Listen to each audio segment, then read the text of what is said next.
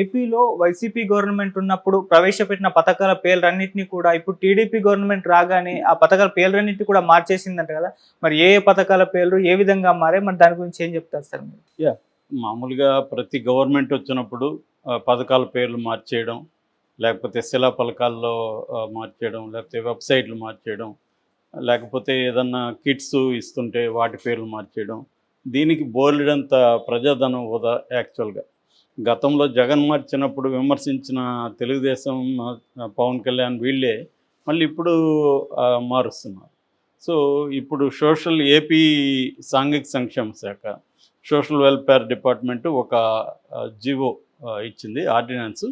అందులో వాళ్ళు కొన్ని పథకాలు మేము మారుస్తున్నామని ఇచ్చారు. అందులో ఏందంటే జగనన్న వసతి దీవెన, జగనన్న విద్యా దీవెన ఈ 2 కలిపి పోస్ట్ మెట్రిక్ స్కాలర్‌షిప్ అని పేరు పెట్టారు. తర్వాత జగనన్న విదేశీ దీవెన, దీనికి అంబేద్కర్ ఓవర్‌సీస్ విద్యానిధి అని మార్చారు. తర్వాత వైఎస్ఆర్ కళ్యాణమస్తు, దీనికి చంద్రన్న పెళ్లి కానుక. వైఎస్ఆర్ విద్యోన్నతి, ఎన్టీఆర్ విద్యోన్నతి. జగనన్న సివిల్ సర్వీసెస్ ప్రోత్సాహకం, దీనికి incentive for civil service exam, దాన్నే ఇంగ్లీష్లో పెట్టారు పేరు, జగన్ తీసేసి. సో ఇలా మార్చారు. అది కాకుండా 2019కి ముందు మొదలైన పథకాలకన్నిటికి కూడా మళ్ళీ పాత పేర్లు పెట్టాలని కూడా ఆర్డర్స్ ఇచ్చారు. ఆ రకంగా వైఎస్ఆర్ హెల్త్ యూనివర్సిటీ, అంతకుముందు అది ఎన్టీఆర్ యూనివర్సిటీ, దాన్ని జగన్ వైఎస్ఆర్గా మార్చాడు. అప్పుడే పెద్ద ఎత్తున నిరసన వచ్చింది. యాక్చువల్గా జగన్ ఎన్టీఆర్ పేరుతో ఒక జిల్లానే ఏర్పాటు చేశాడు. నిజానికి చంద్రబాబు పీరియడ్లో ఎప్పుడూ చేయలేదు. అయినా జగన్కి ఆ క్రెడిట్ పోలే. దీనివల్ల ఏమైందంటే ఇంకా బాగా నెగిటివ్ వచ్చేసింది జగన్కి. అట్లాగే ఆరోగ్యశ్రీ, వైఎస్ఆర్ ఆరోగ్యశ్రీని కూడా ఇప్పుడు పేరు మారుస్తున్నారు. నిజానికి వైఎస్ఆర్ ఆరోగ్యశ్రీ అనగానే అందరికి గుర్తొచ్చేది వైఎస్ఆర్ పేరు, దాన్ని వీళ్ళు మారుస్తున్నారు. సో క్లియర్గా నేను చాలాసార్లు చెప్తుంటా, ఈ ఇవాళ దేశంలో ఒక పొలిటికల్ పార్టీకి ఇంకొక పొలిటికల్ పార్టీకి ఎసెన్స్లో ఏమీ తేడా లేదు. నీకేదో నీ కులమనో నీ ప్రాంతమనో ఇంకోటో కారణాలతో ఒక పొలిటికల్ పార్టీని సపోర్ట్ చేయడం, ఇంకొక పొలిటికల్ పార్టీని వ్యతిరేకించడం తప్ప ఎసెన్స్లో ఎవడొచ్చినా పెద్ద ఏమీ లేదు. ఇట్లాంటి మార్పులు తప్ప బేసిక్ ఎసెన్స్లో ఏం లేదు. వీళ్ళు వచ్చినా దాడులు చేస్తున్నారు, వీళ్ళు వచ్చిన ప్రభుత్వ ఉద్యోగాల మీద ఆల్రెడీ జులుం చలాయిస్తున్నారు. నిన్న ఓపెన్గా మనం ఇద్దరు, ఒక మినిస్టరు, ఒక కాబోయే స్పీకరు, ఇద్దరు కూడా ఉద్యోగుల మీద ఎలా మాట్లాడారో నిన్న చూసాం మనం. అయ్యన్న పాత్రుడైతే బండబూతులు తిట్టాడు, రోడ్డు సరిగా వేయలేదని ఆర్ఎన్బి అధికారులని బండబూతులు తిట్టాడు. ఓపెన్గా వీడియో ముందే అలా తిడుతున్నాడంటే ఇంక వీడియో లేకపోతే ఏం తిట్టేవాడో తెలీదు. ఇంకా అచ్చెన్నాయుడు కూడా ఓపెన్గా తెలుగుదేశం వాళ్ళ మీరు బిల్ల పెట్టుకొని వెళ్ళండి, మీకు కుర్చీ వేసి టీ ఇచ్చి పనులు చేసిస్తారు, ఒకవేళ ఎవరన్నా చీకపోతే వాళ్ళకి ఏం జరుగుతుందో వాళ్ళకే తెలుసు, ఎవరు చెప్పక్కర్లేదు అంటే డైరెక్ట్గానే బెదిరిస్తున్నాడు.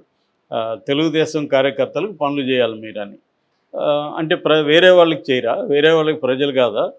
సో ఇది క్లియర్గా ఏంటంటే వీళ్ళు వచ్చి రాకముందే అరాచకం స్టార్ట్ అయిపోయింది. అంతకుముందు 5 ఏళ్ళు అరాచకం అని విమర్శించిన వాళ్ళే ఇప్పుడు అదే పని వీళ్ళు ఇంకా ఎక్కువ చేస్తున్నారు. మేము ఇంకా ఎక్కువ చేస్తాం, వీళ్ళకి అధికారం ప్రజలు ఇచ్చింది, మీరు అరాచకం చేసి ఈసారి వాళ్ళు చేయని అన్నట్టుగా ఉంది.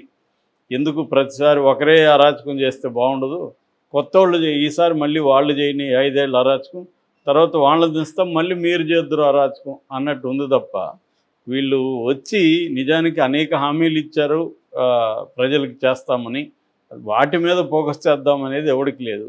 ప్రతి ఒక్కరు ఏంటంటే బెదిరించడం. హోమ్ మినిస్టర్, సాక్షాత్తు హోమ్ మినిస్టర్ పోలీసులను బెదిరిస్తుంది, మీ మనసులో జగన్ ఉంటే ఇప్పుడే దాన్ని బయట పెట్టేయండి, లేదంటే మీకు మామూలుగా ఉండదని. ప్రతి మంత్రి, ప్రతి ఎమ్మెల్యే తెలుగుదేశంలో బెదిరించడం మొదలుపెట్టారు. అది ప్రత్యర్థులను బెదిరిస్తున్నారు, ఇటు ఉద్యోగులను కూడా బెదిరిస్తున్నారు. నిజానికి ఉద్యోగులంతా కూడా వాళ్ళకే ఎక్కువ వేశారు. 70-80% ఉద్యోగులు తెలుగుదేశం కూటమికి ఓట్లేశారు. కానీ ఇప్పుడు వాళ్ళే మనం ఫేస్బుక్లో మిగతా చోట్ల పోస్టులు చూస్తూ ఉంటే మేము ఇంకా రాజకీయాలు మాట్లాడొద్దని అనుకున్నాము కానీ మాట్లాడక తప్పట్లేదని మళ్ళీ వాళ్ళు పోస్టులు పెడుతున్నారు. ఇదేం అరాచకం అని. ఇది ఇప్పుడు వీళ్ళకి కొత్తగా అర్థమైంది. అలా పోస్టులు పెడుతున్న వాళ్ళంతా ఒక రకంగా అమాయకులు అని చెప్పచ్చు. ఎందుకంటే గతంలో తెలీదా, అంతకుముందు 2014 నుంచి 19 వరకు తెలుగుదేశం అరాచకాలు ఏం చేయకుండానే ఓడిపోయారా?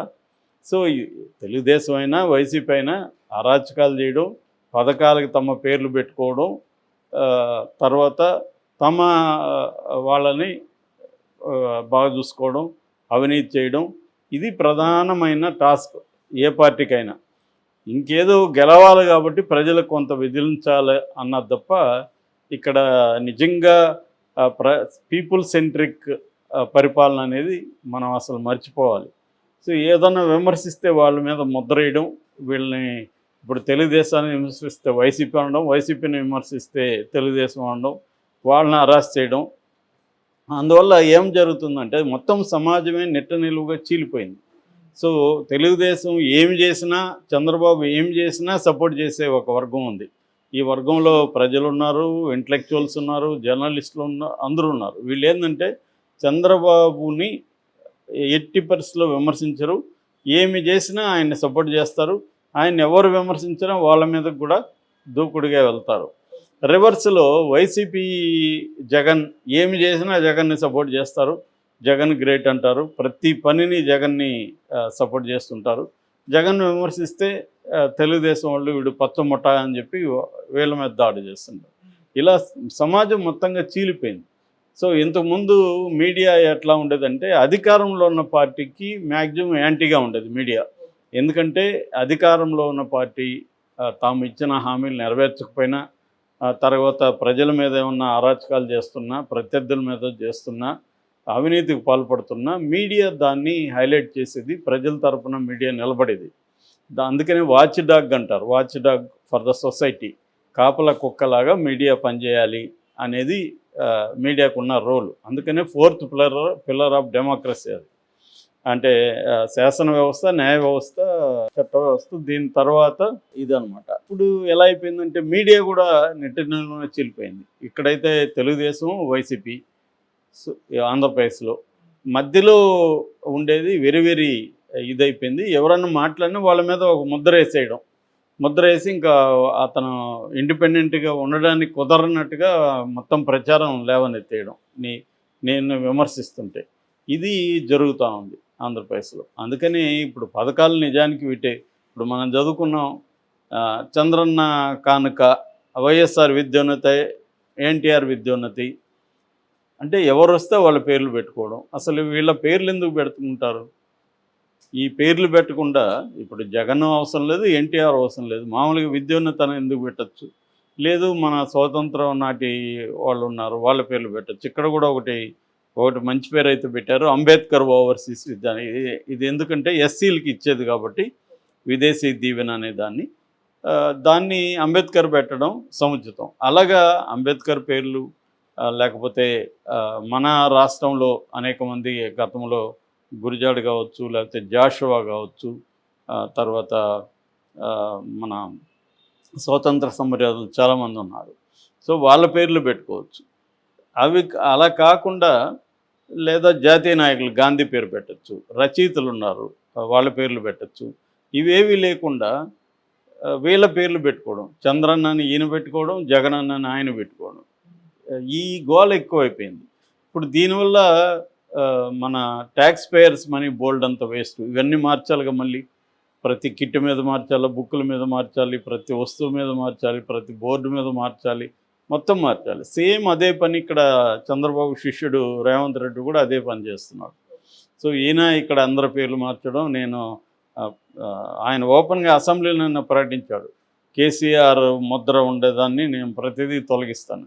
దీనివల్ల మీ ఇద్దరి గొడవల వల్ల ప్రజల ధనం వృధా అవుతుంది. మళ్ళీ వాళ్ళు వస్తే, రేపు కేసీఆర్ వస్తే మళ్ళీ కేసీఆర్ పేర్లు పెడతాడు, రేపు జగన్ వస్తే అక్కడ మళ్ళీ జగనన్న విద్యా దీవెన, జగనన్న పెళ్లి కానుక, ఇంకా వైఎస్ఆర్ ఇది ఇది అని మళ్ళీ వాళ్ళు మారుస్తారు. సో ఈ మేధావులు అని జర్నలిస్టులు వీళ్ళందరూ ఏమో జగన్ చేసినప్పుడు అక్కడ విమర్శించేవాళ్ళు ఇప్పుడు దీన్ని ఎవరు విమర్శించకపోగా ఇదేదో బ్రహ్మాండంగా పథకాలకు పేర్లు మార్పు, జగన్కి షాకు, ఇలాగ వీళ్ళు పెట్టుకుంటున్నారు. రేపు అదే జరుగుతుంది, జగన్ వస్తే మళ్ళీ పథకాలకు మార్పు, చంద్రబాబు షాకు. ఇది జరుగుతుంది తప్ప, ఈ డ్రామా జరుగుతుంది తప్ప ప్రజల వైపు నుంచి ఆలోచించి, సో ఇప్పటికైనా చంద్రబాబు తను సంకుచితంగా ఆలోచించకుండా, జగన్ సరే సంకుచితంగా ఆలోచించాడు, చంద్రబాబు ఎందుకు ఆలోచించాలి? చంద్రబాబు అలా పెట్టాల్సిన అవసరం లేదు కదా. మళ్ళీ అదే పెడుతున్నాడు. ఎన్టీఆర్, చంద్రన్న, అన్న క్యాంటీను ఇంకా అన్నీ రాబోతున్నాయి.